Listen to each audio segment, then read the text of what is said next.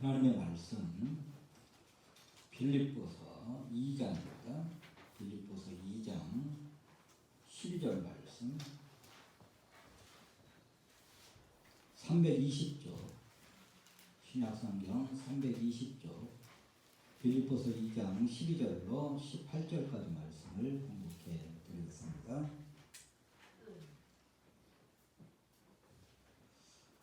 그러므로 나의 사랑하는 자들아 너희가 나 있을 때뿐 아니라 더욱 지금 나 없을 때에도 항상 복종하여 두렵고 떨림으로 너희 구원을 이루라.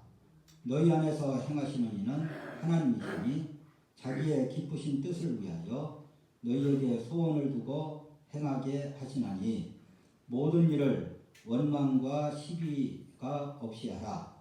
이는 너희가 흠이 없고 순전하여 어그러지고 거스리는 세대 가운데서 하나님의 흠없는 자녀로 세상에서 그들 가운데 빛들로 나타내며 생명의 말씀을 밝혀 나의 다름질이 헛되지 아니하고 수고도 헛되지 아니하므로 그리스도의 날에 내가 자랑할 것이 있게 하려 함이라.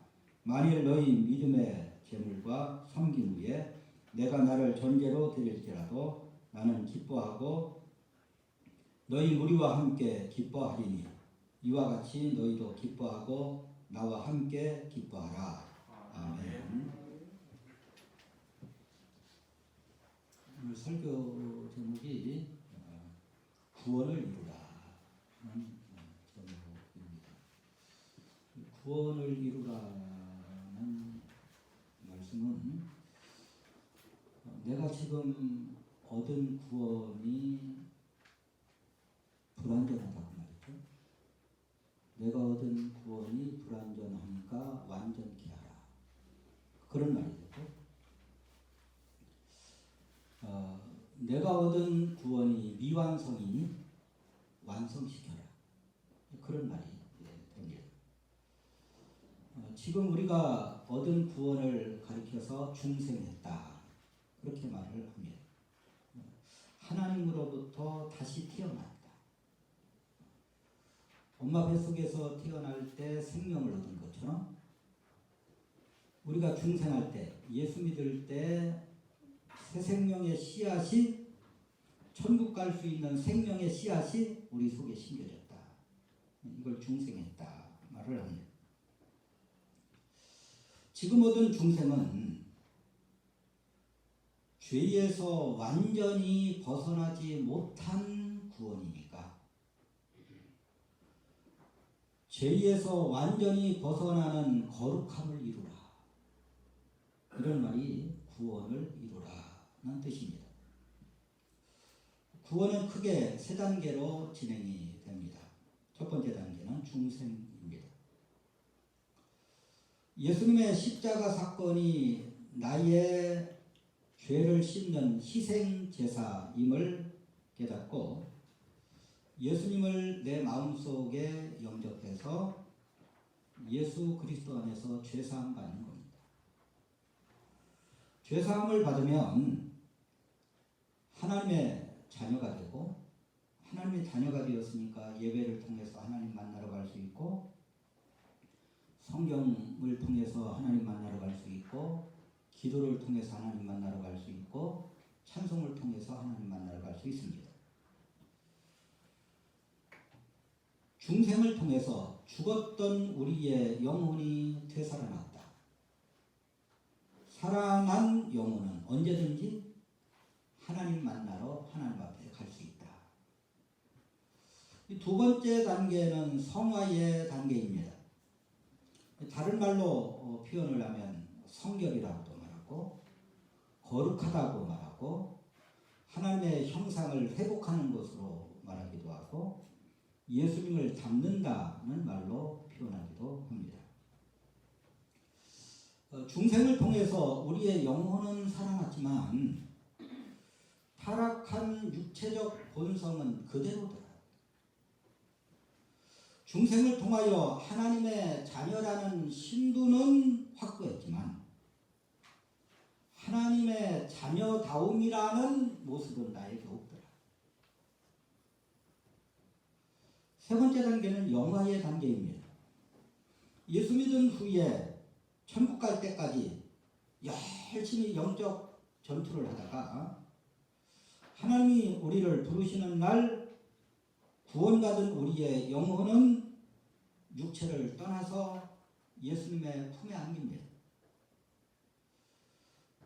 천국 가면 우리의 영혼은 말 그대로 천국에서 행복을 누린다. 죽음 이후에 우리의 육체는 흙으로 돌아갑니다. 구원받았음에도 불구하고 타락한 육체, 부패된 성품 때문에 그동안 영혼을 얼마나 힘들게 했습니까? 그 타락한 육체는 거룩함을 향하여 가다 다 갔는지 못 갔는지 생명이 끝나는 날 흙으로 이제 분해되는 과정을 거치게 됩니다. 그동안 천국에서 행복을 누리는 것은 우리의 영혼뿐입니다. 오늘 본문은 두 번째 단계인 성화에 대한 말씀을 하고 있습니다.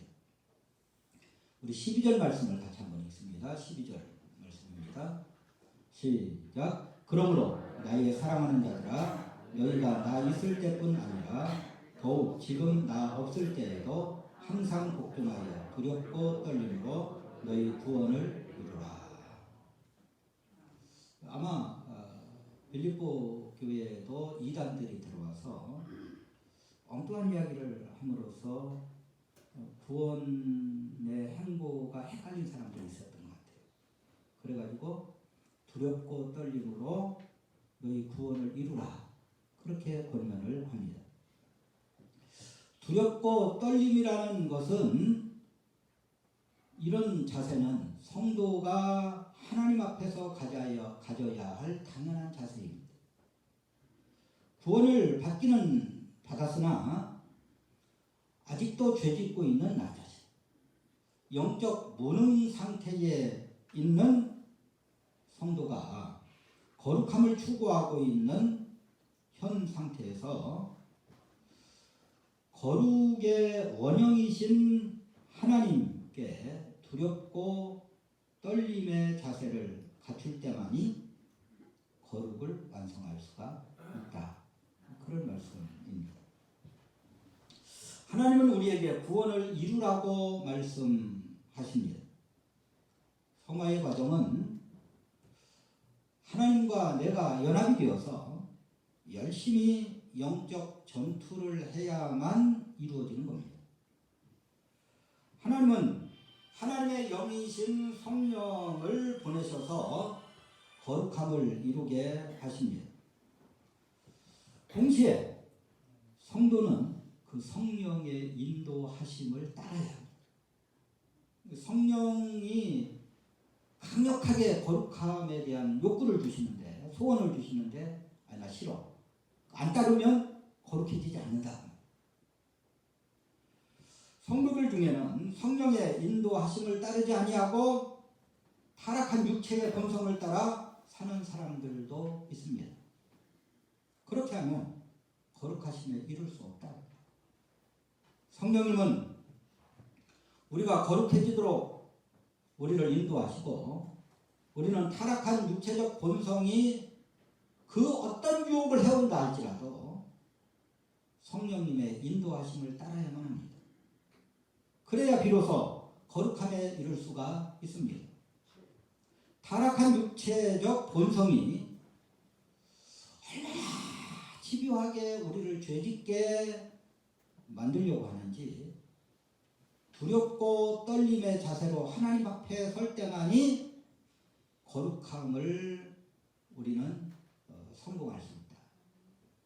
이제 두렵고 떨림으로 구원을 이루는 것이 구체적으로 어떻게 해야 되느냐, 어떻게 해야 우리가 두렵고 떨림으로 구원을 이룰 수가 있느냐 하는 것을 오늘 본문이 우리에게 말씀을 하고 있습니다.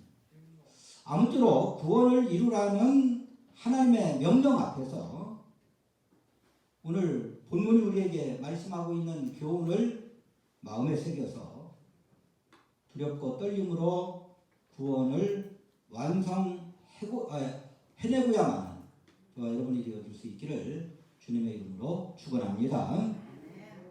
첫 번째 우리가 생각할 내용은 구원을 완성하게 하는 원동력은 하나님의 행하심이다.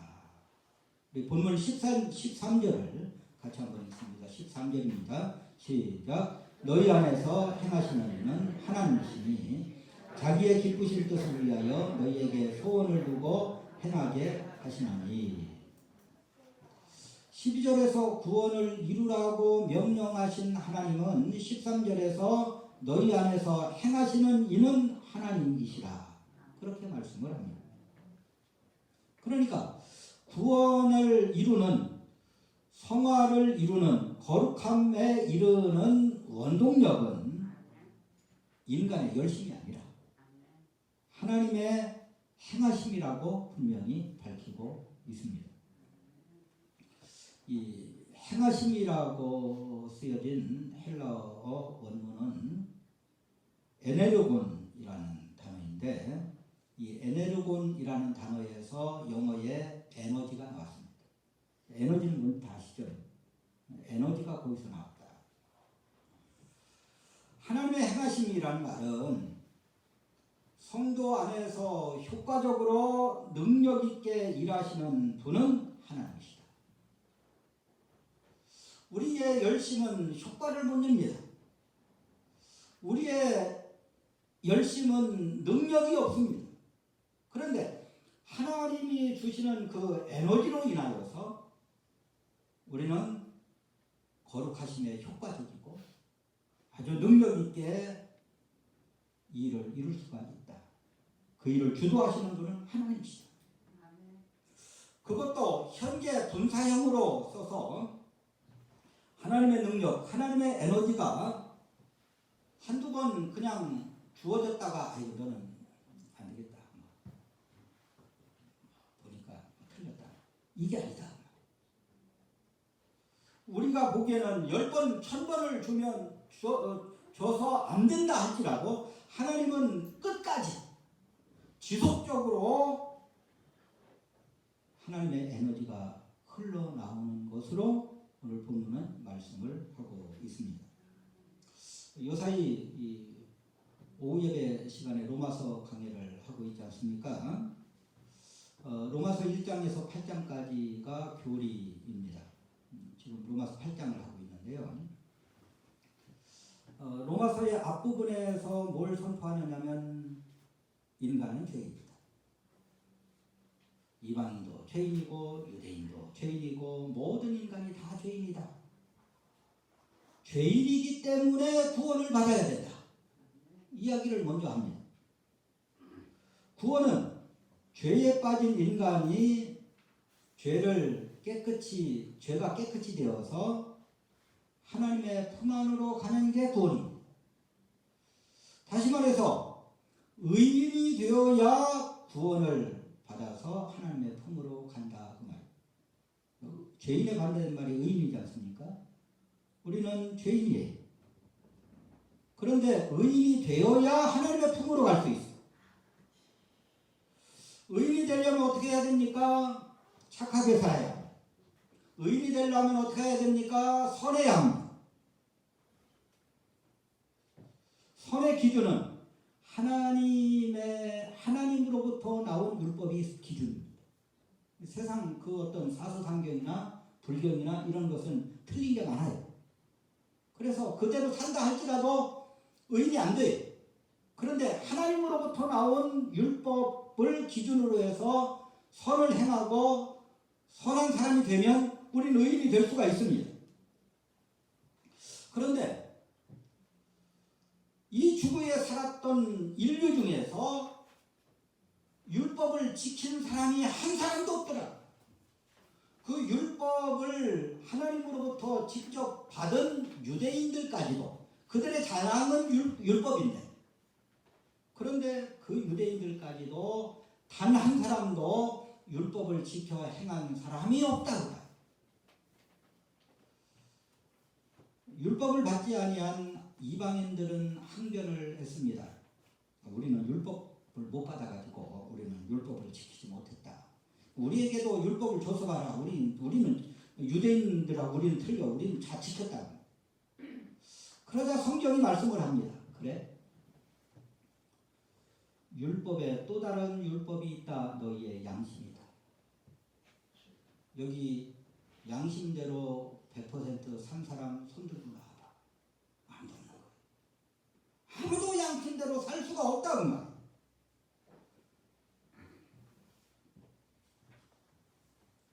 인간이 스스로의 행위로 의롭게 될 수 없었기에 하나님은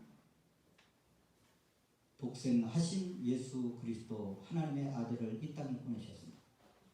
그리고 죄 없는 예수님의 육체에 모든 인류의 죄를 다 뒤집어 씌워가지고 예수님을 십자가에 죽게 하셨어요.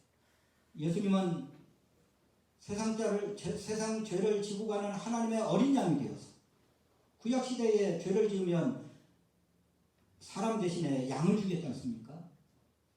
마찬가지로 세상 죄를 다 뒤집어 쓴 하나님의 어린 양이 되어서 십자가에 죽으셨습니다.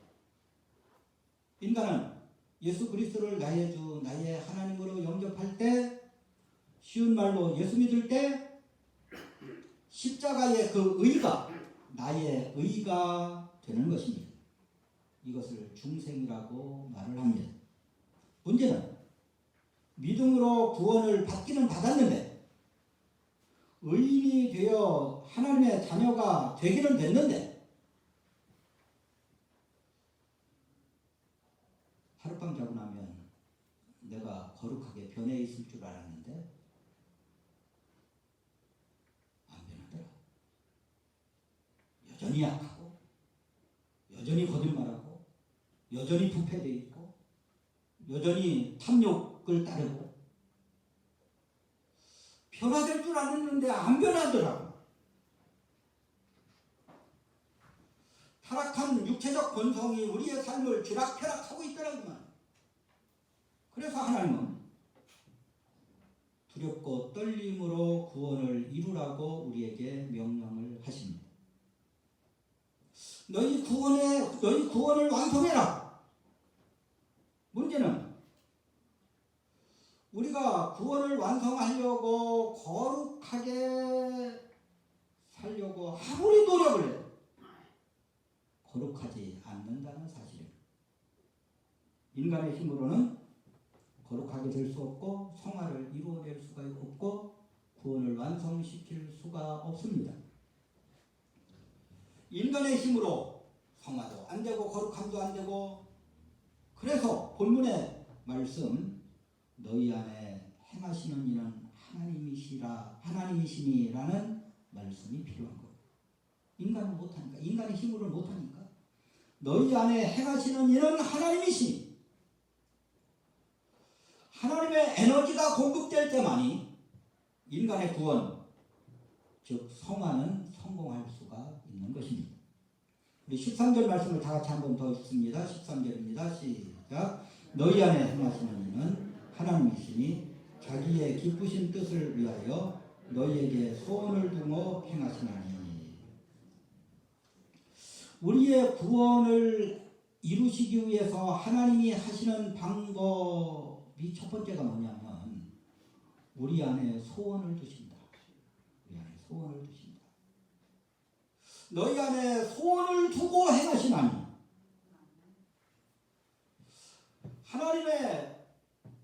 하나님은 성도들의 마음속에 나도 거룩해지고 싶다, 이런 마음을 주신다. 이런 마음을 먼저 주신다. 예수님을 닮고 싶다 하는 그 소원을 우리에게 주신다. 우리가 은혜 받고 나면 거룩하게 살고 싶은 마음이 생깁니다. 우리가 설교를 듣다가 감동을 받으면 설교 들은 말씀대로 살고 싶어집니다. 우리가 성경을 읽다가 감격하면 성경대로 살고 싶어집니다. 이 마음을 성령께서, 하나님께서 우리에게 먼저 주신다.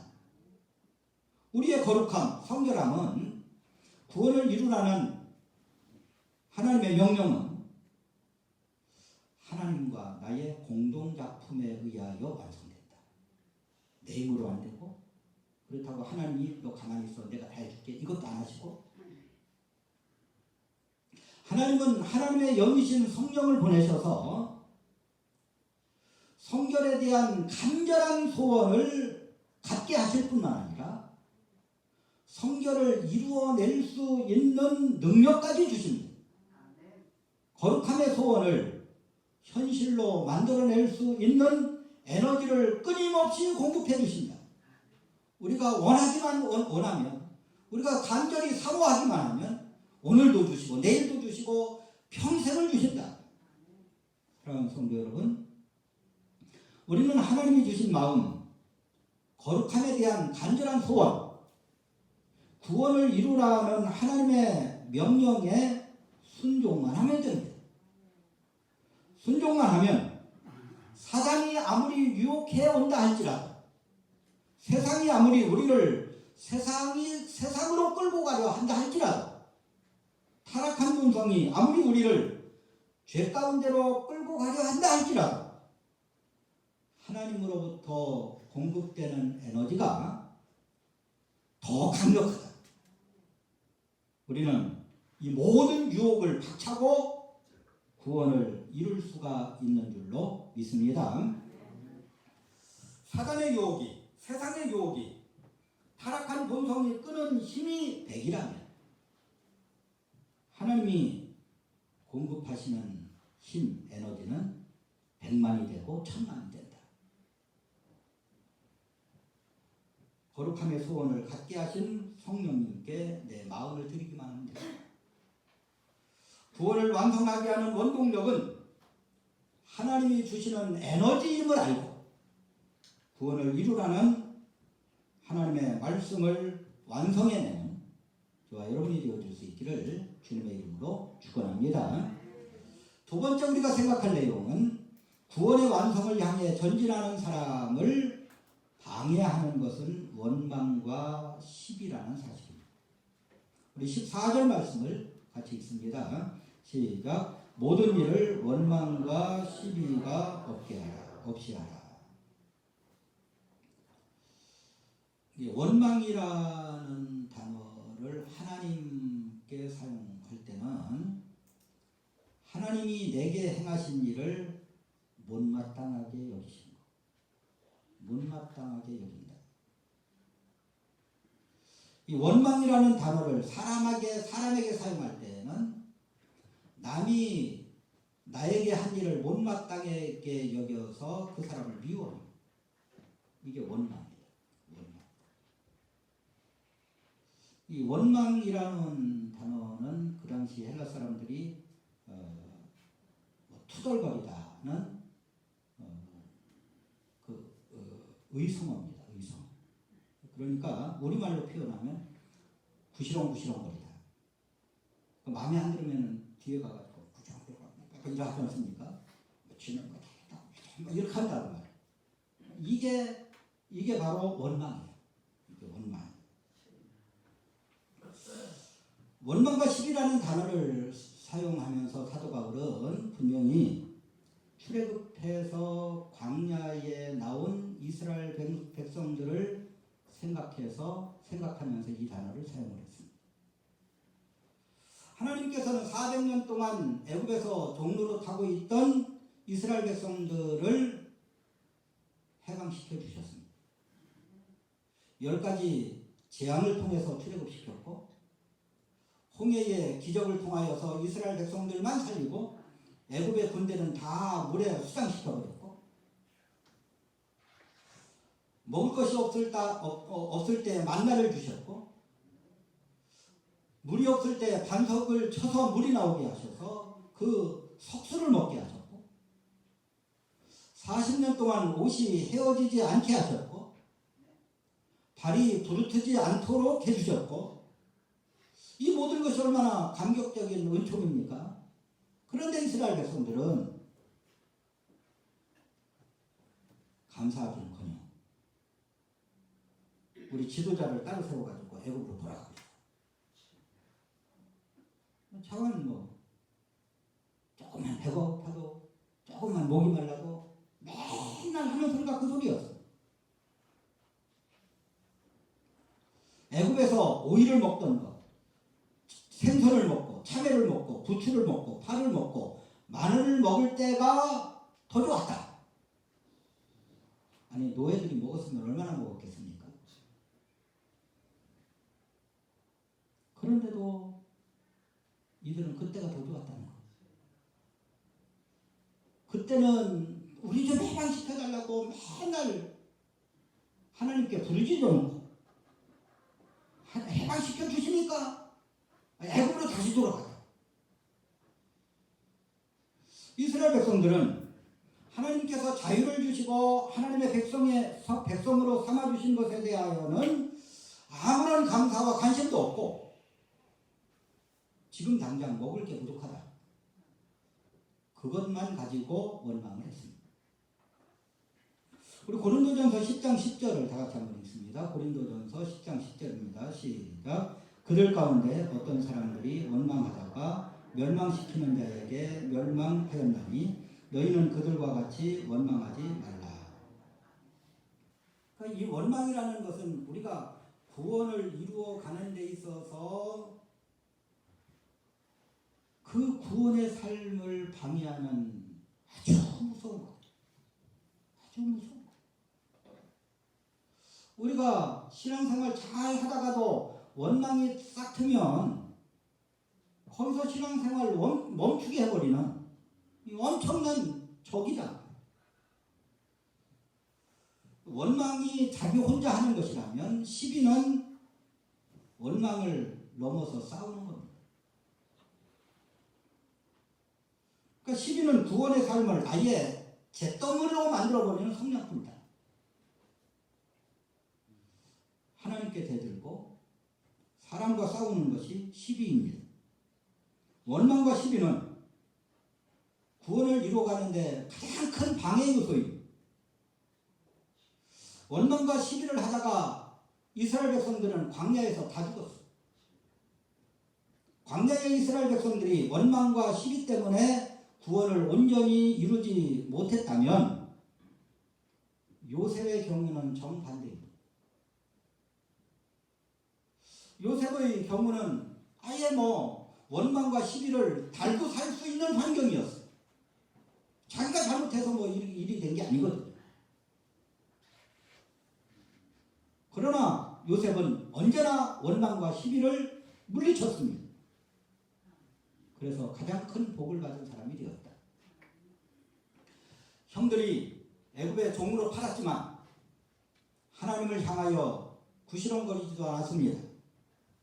또 하나님을 향하여 소리치지도 않았습니다. 형들을 향하여 복수의 칼을 갈지도 않았습니다. 보디발 아내의 유혹에 슬쩍 넘어가지고 평생 동안 평안한 삶을 살 수도 있었는데 그것을 거절했다가 억울하게 옥살이를 하게 되었습니다. 그때도 요셉은 하나님을 향해 원망과 시비를 퍼붓지 않았습니다. 자기 인생을 지옥 같은 인생으로 만든 자기 형들을 원망과 시비의 마음을 갖지 않았다. 창세기 45장 4절 5절 말씀을 같이 한번 읽습니다. 창세기 45장 4절 5절입니다. 시작. 요셉이 형들에게 이르되 내게로 가까이 오소서. 그들이 가까이 오니 이르되 나는 당신들의 아우 요셉이니 당신들이 애굽에 판자라. 당신들이 나를 이곳에 팔았다고 해서 5절 시작. 당신들이 나를 이곳에 팔았다고 해서 근심하지 마소서. 한탄하지 마소서. 하나님이 생명을 구원하시려고 나를 당신들보다 먼저 보내셨나이다. 요셉이 자기 형들에게 자기 신분을 밝히면서 한 이야기입니다. 요셉은 자기에게 일어났던 불행 때문에 원망과 시비를 한 것이 아니라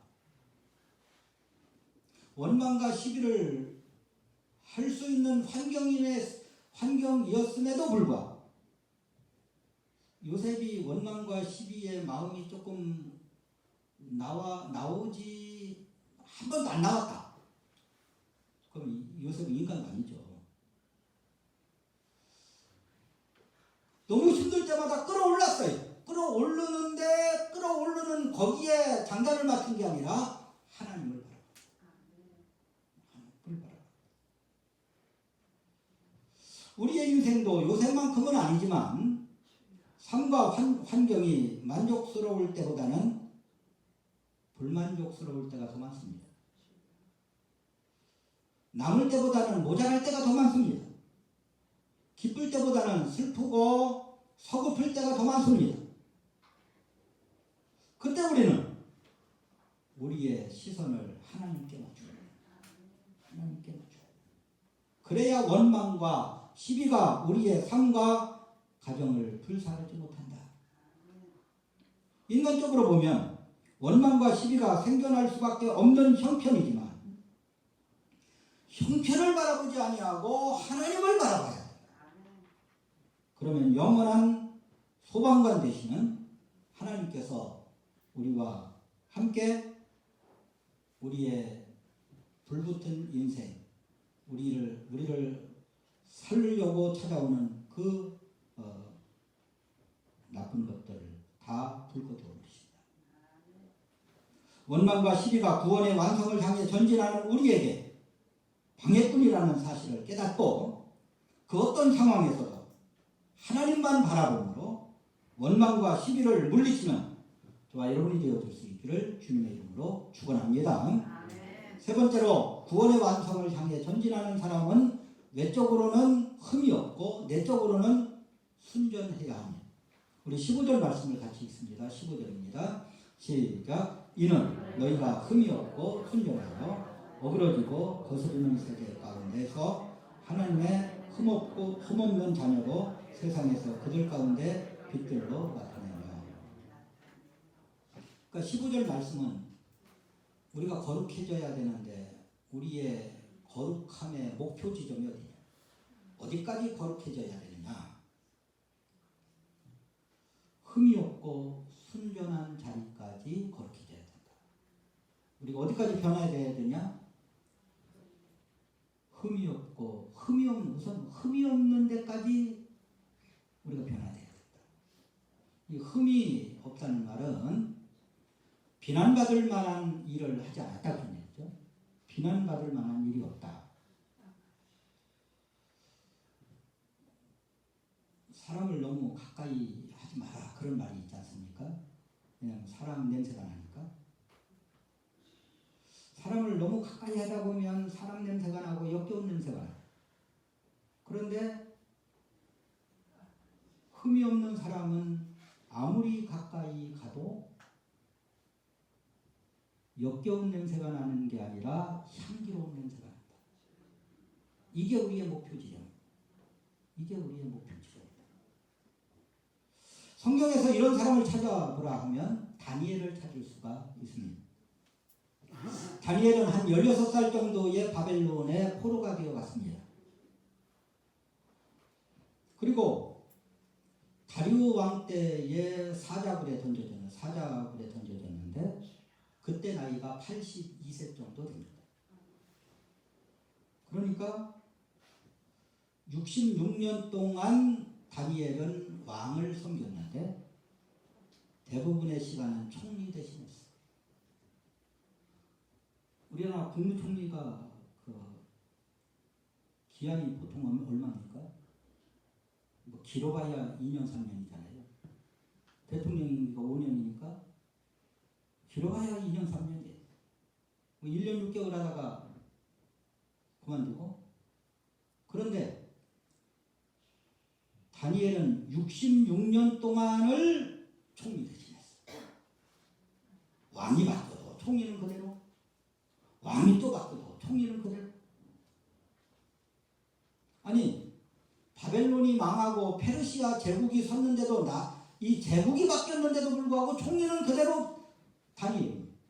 그러니까 이 다리오 왕의 신하들이 얼마나 안이 꽂고 배가 압박했습니까?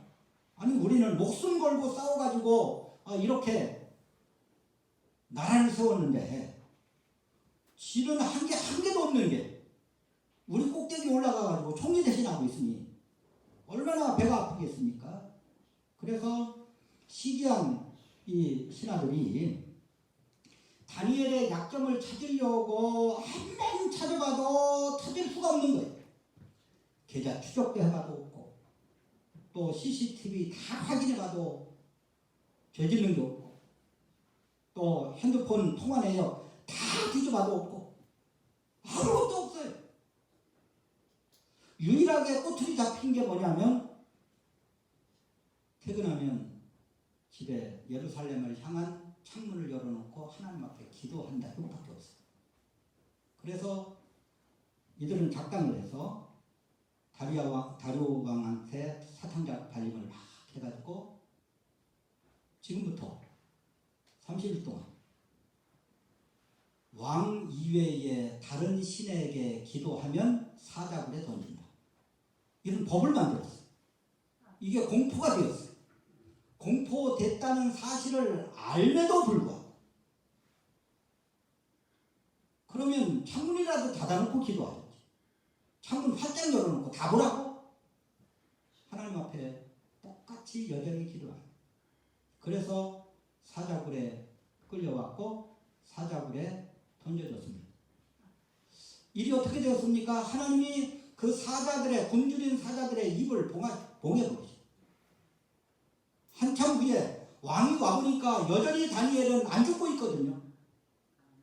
그러니까 다니엘 이게 내가 긴가민가 해가지고 이래 했는데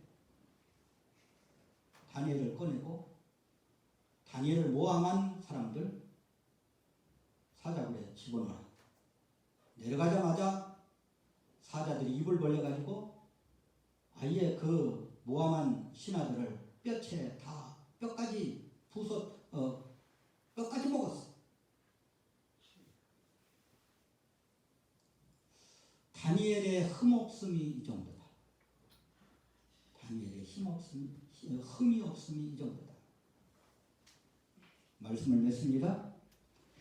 구원을 이루어가는 삶보다 더 가치 있는 인생이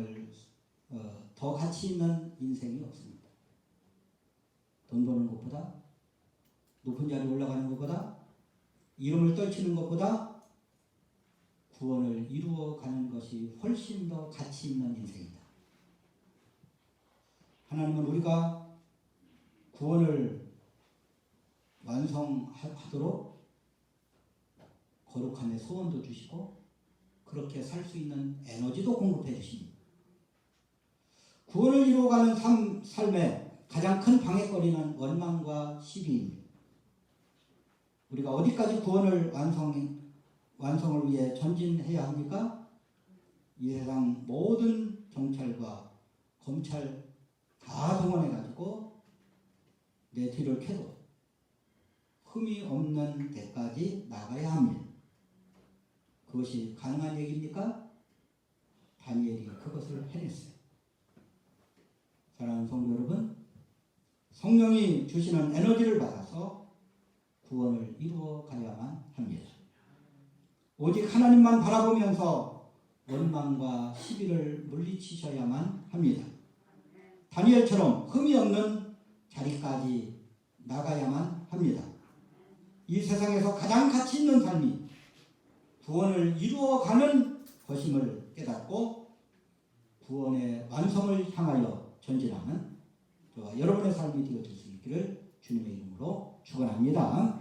기도하시겠습니다. 하나님 아버지, 구원을 이루어가라는 주의 명령과 말씀에 다시 한번 순종하기로 다짐하며 또한 성령이여 우리에게 힘 주시고 능력 주셔서 이 일을 함께 하시기를 소원합니다. 주여 반드시 이 일을 이루어서 가장 가치 있는 인생 살아갈 수 있도록 도와주시옵소서.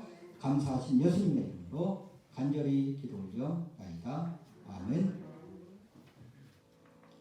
이제는 길이요 진리요 생명 되신 예수 그리스도의 은혜와 독생자를 아끼지 아니하시고 대속제물로 보내주신 하나님의 그 크신 사랑하심과 지금도 우리 가운데 역사하시는 성령의 교통하심과 감화하심이 구원을 이루라는 하나님의 명령 앞에 겸허하게 주님만 바라보며 오직 주님이 주시는 힘 가지고 이 일에 온전히 순종하기를 간절히 소원하는 사랑하는 모든 성도들 머리 위에, 가정 위에, 직장 위에, 사업장 위에, 자녀들 머리 위에, 코로나19 위에, 종식 위에 이제로부터 영원토록 함께 계실지어다. 아멘.